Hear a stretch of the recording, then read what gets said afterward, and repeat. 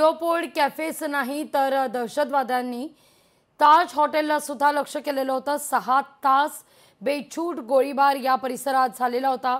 4 दिवस हा सगळा थरार सुरू होता। या शेकडो पर्यटकांना ओलीस धरण्यात आलेलं होतं।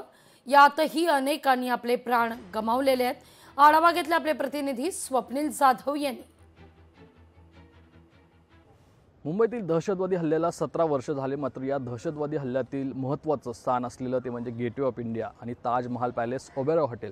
खरं तर या ठिकाणी सुद्धा दहशतवादी हे घुसले होते आणि त्यांनी बेछूट गोळीबार केला। काही फॉरेनर्स पर्यटक यांना ओलीस ठेवलं होतं। अनेक तास हे ताजमहाल पॅलेस जे होतं ते धुमसत होतं, कारण या ठिकाणी ग्रेनेड हल्ला असेल, गोळीबार असेल, यामुळे आगीची घटना घडली होती, आग लागली होती। खरं तर पोलीस चकमक या ठिकाणी मेजर आणि NSG कमांडो सुद्धा आले होते आणि त्यांनी सुद्धा या ठिकाणी आपल्या प्राणाची आहुती दिली। मात्र आजही या ताजमहाल पॅलेसच्या भिंतींवरती त्या बेछूट गोळीबारांचे व्रण कुठे ना कुठे दिसत असतात। माझ्या मागे असलेली ही दुसरी जी बिल्डिंग आहे, या बिल्डिंगवरती सुद्धा हँड ग्रेनेड टाकण्यात आले होते आणि गोळीबार आहे तो करण्यात आला होता। मात्र आजही या सर्व जो थरार होता त्याची साक्ष देताना हा ताजमहाल बिल्डिंग जी आहे ती पॅलेस जो आहे तो अद्यापही या ठिकाणी उभा आपल्याला पाहायला मिळतोय आणि एकूणच या घटनांना उजाळा देताना पाहायला मिळतोय। कॅमेरा पर्सन विनोद नाईकसह स्वप्नील जाधव, लोकशाही मराठी, मुंबई।